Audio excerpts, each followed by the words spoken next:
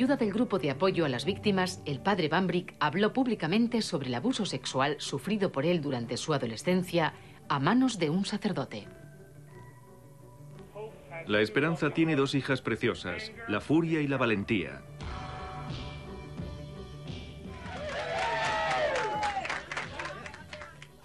El padre John Bambrick es un chivato que ha entregado a sus compañeros de sacerdocio por los abusos sexuales cometidos por ellos, y por esta buena acción la Iglesia está intentando apartarle del sacerdocio. ¿Ha intentado suicidarse? Así es, sí. Los abusos llegaron a ser tan insoportables que no veía otra salida. Prefería morir a sufrir más abusos. Cuando yo era un niño me dijo, si alguna vez hablas de esto con alguien, te arruinaré la vida, haré que seas un miserable, te haré pasar vergüenza, te perseguiré. Y como ya he dicho, al menos sé que sus palabras eran ciertas. Ha logrado cumplir sus amenazas. Pero hay una gran diferencia. Ya no tengo 15 años. El padre John Bambrick fue juzgado por un tribunal canónico de la Iglesia Católica por hablar públicamente del abuso que había sufrido. Es interesante, no me acusan de perjurio, de mentir. Me acusan de haber dañado su reputación, por haber dicho la verdad. La pena mínima que pretenden conseguir es mi retirada como pastor de la iglesia de Santo Tomás Moro de Manalapán. Y la máxima, mi retirada del sacerdocio. En otras palabras, mi secularización. Tal como yo lo veo, he vuelto a ser una víctima. Es una burla, una intimidación, es una manera de decir, cierra el pico. Pero nadie me va a callar. No volveré a guardar silencio. Ya he hablado. Nada puede hacer que me calle. El padre William confirmó muchas cosas que otras víctimas ya me habían comentado. Cambiaban a los sacerdotes de sitio. Cuando las denuncias se hacían públicas, se enviaba a los sacerdotes a lo que llamaban un tratamiento y después se les devolvía a una nueva parroquia. Seguían así con el modelo de secretismo y negación. Era parte del proceso de reclutamiento. Del proceso de convertirte en sacerdote. Ibas a ser víctima de abusos sexuales y ellos lo sabían. Como si dijeran, podemos fiarnos de este. Nunca se va a casar. Va a ser... Cumplirá con el celibato. Formará parte del sistema. Seguro que mantendrá la boca cerrada y obedecerá cuando tenga que obedecer. A los sacerdotes no les estaba permitido mantener relaciones sexuales y tener hijos, así que ellos lo hacían así.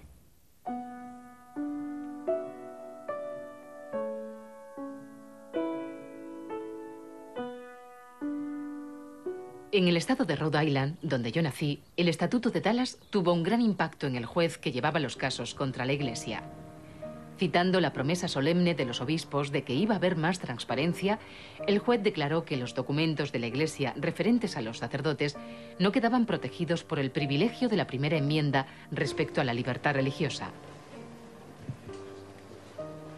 Poco después de que la justicia obligara a la Iglesia a que entregara los informes, esta decidió llegar a un acuerdo con las víctimas. Después de casi 10 años de pleitos, la Iglesia dio una solución rápida a 36 denuncias, incluyendo la de Lee White. Para mí significa mucho que el obispo tenga que ponerse delante de mí y mirarme a los ojos y decir, lo siento. Significa mucho más que todo el dinero. Para mí significa más que cualquier otra cosa. Porque ellos han perdido y ahora tienen que admitir su fracaso y su equivocación. Como obispo de Providence, Rhode Island, me uno a la profunda tristeza de las víctimas y les presento mi más sincera disculpa por el daño que les hayamos causado.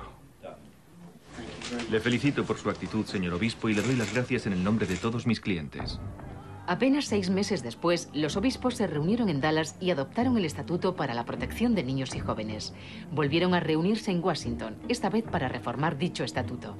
El Vaticano fue quien obligó a retocar algunos aspectos de la ley con el fin de proteger los derechos de los sacerdotes. En Dallas, los obispos habían jurado retirar de su puesto a cualquier sacerdote culpable de cometer abusos sexuales y secularizarle.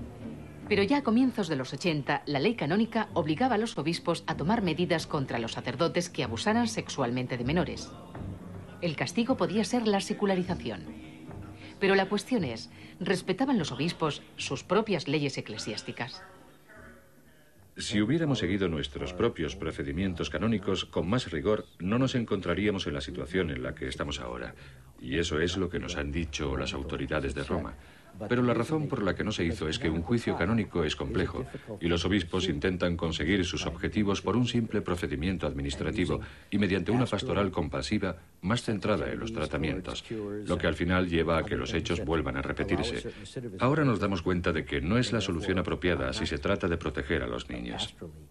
Se seguía la vía administrativa a propósito para evitar llegar a juicio. Y echando una mirada atrás, eso fue un gran error. No teníamos que haber procedido de esa manera. No seguían la vía administrativa, no seguían ninguna vía.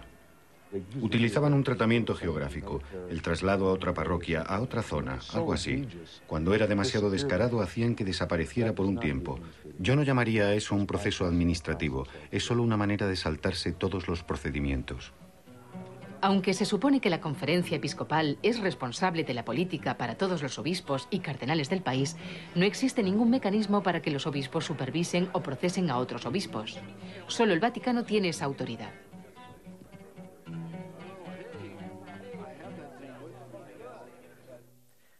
Según mis conocimientos de la legislación canónica, no es un delito asignar destino a un sacerdote, aún sabiendo que es un peligro para los menores. Pero lo que la ley canónica sí dice es que si uno tiene conocimiento de que alguien ha cometido algún delito y le encubre o le apoya, se convierte entonces en cómplice del crimen. Defensores de las víctimas, como Bárbara, manifestaron a los periodistas su temor de que la Iglesia estuviera anteponiendo la protección de los sacerdotes a la protección de los menores. ¿Será que pretenden que estos agresores sexuales de niños puedan volver a ejercer su ministerio?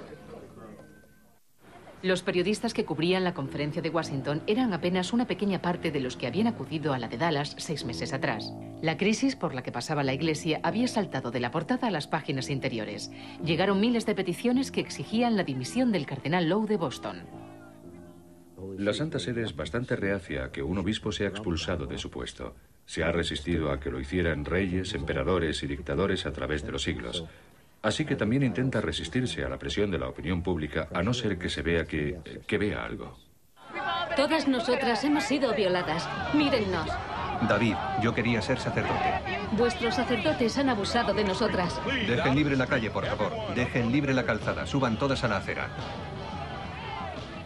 Ante la posible amenaza de una acusación y después de haber reconocido el traslado a un sacerdote culpable de abusos de una parroquia a otra, el cardenal Lowe presentó su dimisión.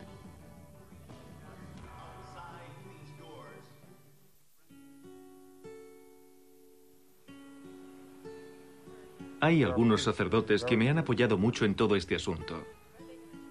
Algunos miembros de la jerarquía de la Iglesia me han apoyado mucho.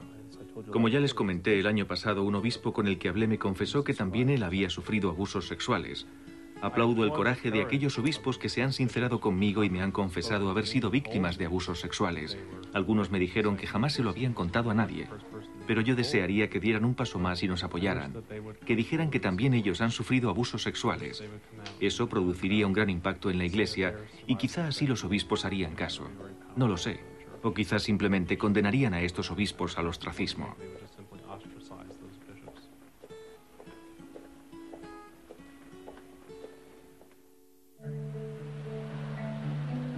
Es como si dijeran, ¿alguien tiene necesidades que no se hayan previsto o a las que podamos dar una respuesta mejor? Aquí en la conferencia hay 300 personas en esa situación. Personas que tienen necesidades a las que no se ha dado respuesta. No me refiero a ellos, me refiero a las víctimas. A lo largo del día, he oído a muchos de los que han pasado por esto decir lo mismo. Bárbara, Peter y Mark se encontraron en San Luis para compartir su preocupación sobre el decreciente interés de la opinión pública. Los días previos a la reunión de los obispos, el asunto de los sacerdotes que abusan sexualmente de los niños ni siquiera estaba en el orden del día del obispo. Carecemos de los recursos necesarios para hacer un seguimiento de cerca.